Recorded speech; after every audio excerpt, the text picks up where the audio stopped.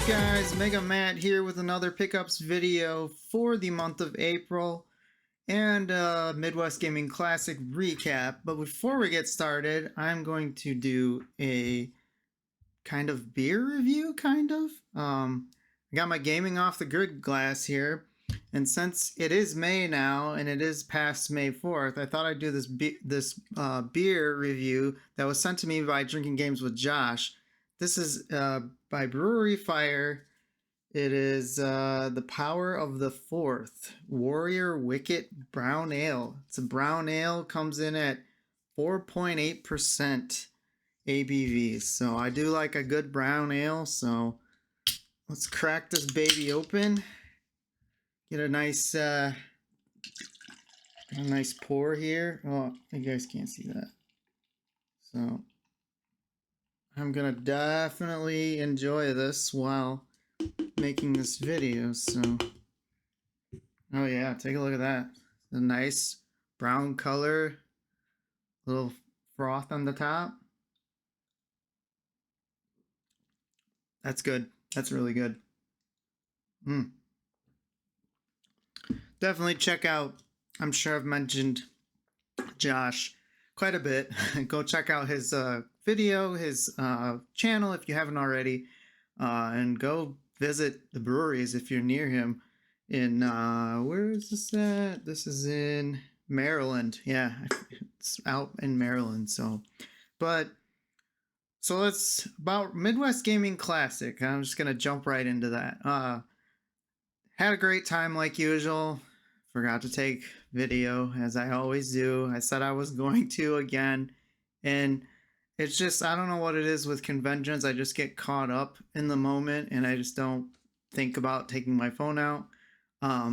But me and TJ, we went all weekend, got there Friday and went to the Lakefront Brewery in downtown Milwaukee, and very cool brewery. We did the tour, got some free brews out of it. It was definitely a good time. And then we hit up the barcade later, the Up Down. It was called the Up Down Barcade. Pretty cool place, kind of small. It's like two stories. Some of the games, unfortunately, weren't in the greatest condition. You know, the buttons didn't work on some of them. Got to play classics, though. I mean, good time. Upstairs, it was mainly like pinball and stuff like that. But definitely a cool place to check out. So then the next day, the day of the con, it's kind of funny. I brought my copy of Metroid Wind Waker for the GameCube. Very hard to find game. I was planning on trading that for Gotcha Force and maybe a couple others. Didn't work out that way, unfortunately. So I did get a message from a guy the morning of the con, right before the con started.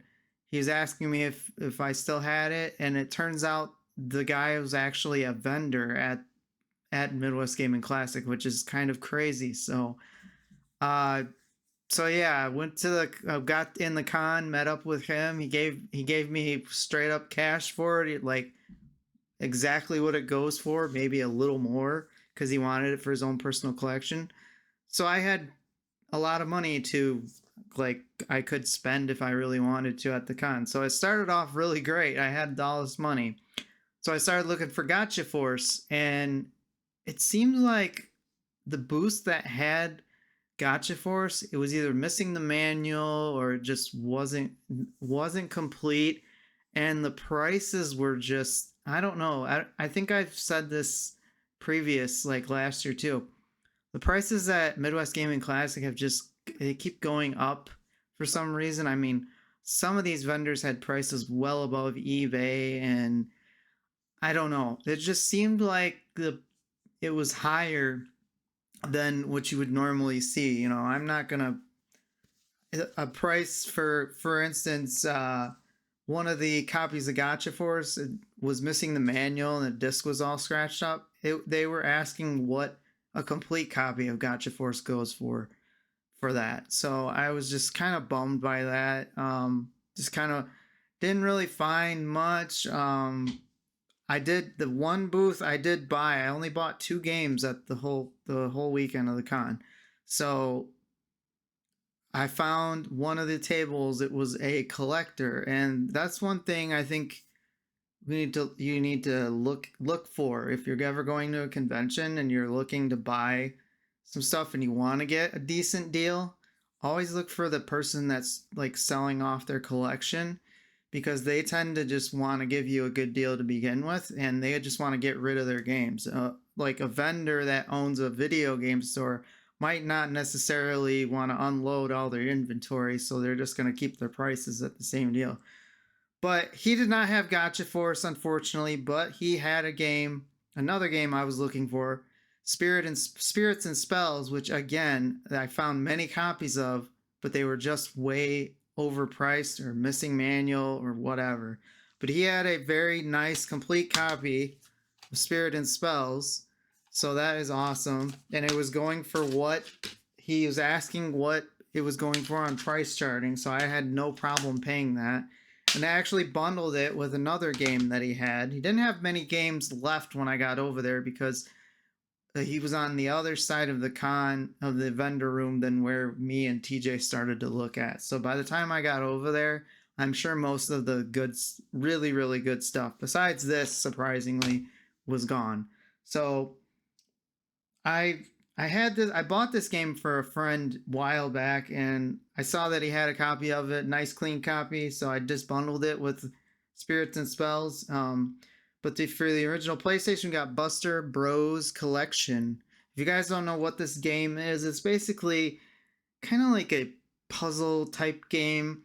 There's these like red or blue bouncy balls that bounce across the screen, and you have to pop them all and clear the screen to move on to the next level. They start off big, and as soon as you pop them, they get smaller and smaller and so forth. So you just have to clear the screen. Very fun, very fun game indeed. So those are the only 2 games I got from Midwest Gaming Classic. The second day, me and TJ, we did like one fast loop around the vendor hall, and then we went to the arcade area. We played arcade games. We got to play pinball machines. I got to play the new Jaws pinball machine, which is really, really fun. Stern, the company that is always there, they always bring their new machines that aren't quite on the market yet. So got to play that. Got to play some Turtles. I mean, just really, really good time. So yeah, I mean, and then of course got to hang out with a bunch of people. I saw Freak of Four at Up Down. We got to hang out with Captain Algebra, Chris Pico, Rocket Sauce. I know I'm gonna miss a bunch of people. And then mainly we hung out with Lame Dad, which was with Tiger Chainsaw. And Lame Dad, Tiger Chainsaw, really cool dudes. Definitely awesome to hang out with them all weekend. The only downside is I'm fortunate that I didn't get to see like Linda, the gamer gal, and I was gonna meet up with the Real Bit Wars, Chris. We just never got to see each other. It was kind of a bummer, but you know, a convention as big as Midwest Gaming Classic has gotten, it's just sometimes you just don't run into those people. Saw Gaming Off the Grid, of course, Mega Dan 29. I know I'm gonna miss a couple people, and I apologize for that. But it's always a good time to go to the con every year. It's my favorite convention of all year round, and I can't wait until next year. So, moving on to the regular pickups part. Speaking of Buster Brothers, I'm not sure if this was like later. This is like a later release, I believe. I was at a Whatnot auction of one of the other guys that I saw that I wanted to see at the con, but I didn't get a chance to chase after the right price. But then he had a Whatnot auction. This was by Limited Run. But this is Pang Adventures, and it's just like Buster Brothers, except I don't know if this was an arcade port or what the deal was with this game. I'm not 100% sure, but you can only get it through Limited Run, and it was only on PS4. So they might release it on Switch down the road, I'm sure, but Anyway, I got it for PS4. Next, I got a bunch of stuff from my game store that I go to all the time now. Um, saw these and had instant like nostalgia when I first bought the PlayStation 1. I had this were one of the this was the first one of the first games I played on the PlayStation 1. And it's a fighting game. I'm kind of was big into Mortal Kombat, you know, when the Super Nintendo was out and everything. And then I just never got into any other fighting game. And then I started playing this game, and I like it just as much as Mortal Kombat. But one of the first fighting games and games on the PlayStation 1 that I played was Tekken 2. So I ended up snagging a copy of that. Just played. I remember I tried to beat every character. You get to fight, you know, the end fighting guy. You try to beat him with every character and everything.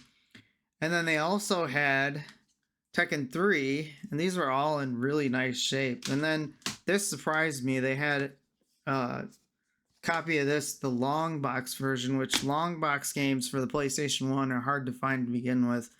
And they're kind of pricey, but this one was actually priced at a really good price. But we got the original Tekken, the long box version for the PlayStation 1. And these are all complete and really nice shape. So I got Tekken 1, 2, and 3. I mean, it's really cool, like a throwback,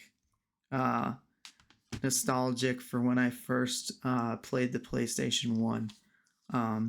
Then I was in there and I saw this game, and I've played this game through on the Xbox 360. Actually, this was the first game on the 360 I played, which was crazy, but I got it on PlayStation 3 now. Super excited to go for it, to play through it again. Hopefully they make a remake of this. It's the next one on the list if you're going in order. So hopefully, I know this game gets a lot of slack. A lot of people didn't care for it as much. I really enjoyed it. But we got Resident Evil 5 on the PlayStation 3, and this is the Gold Edition, which I believe just comes with all the like extra DLC costumes and stuff like that you couldn't get. Oh, it says right there. Lost Nightmares, costumes, Mercenaries Reunion, extra figures. Yeah, so this has all like the bonus DLC you would have to, you know, pay for to get. So that's cool. I'm gonna definitely play through that again. This I got, and then the rest of the pickups are off of Facebook Marketplace. Always on there, always looking. So found this, and I picked this up for a friend, but I realized that she already had it. But it's not a cheap game to begin with. On the Switch, I don't think I'll play this. I mean, I played a little bit of this game, but I didn't really care for it in the previously. But we got Minecraft Story Mode, the complete adventure. And I paid it 50. This game goes for like $100, which is insane. I don't know why. It's just harder to find, I guess, on the Switch. So I don't know. But like I said, I picked this up for a friend. Turns out she already had it, so I'll either play it, keep it, or turn around and sell it. This next game I got at GameStop. Yeah, I've been going to GameStops too lately, looking for older games and everything. So yeah, didn't even know. I knew this was coming out, but this did not get a lot of hype as the last release of this game. It's a TMNT game, and if you know Shredder's Revenge, that is a awesome game. I cannot recommend that game enough. It's like just like the classic 2D beat 'em up from the arcade back in the day. But this game, you never heard much about it, and when it was released on release day, still no hype or anything. I have not played it yet, but I'm looking forward to playing it. But it says right on here, Teenage Mutant Ninja Turtles Arcade Wrath of the Mutants.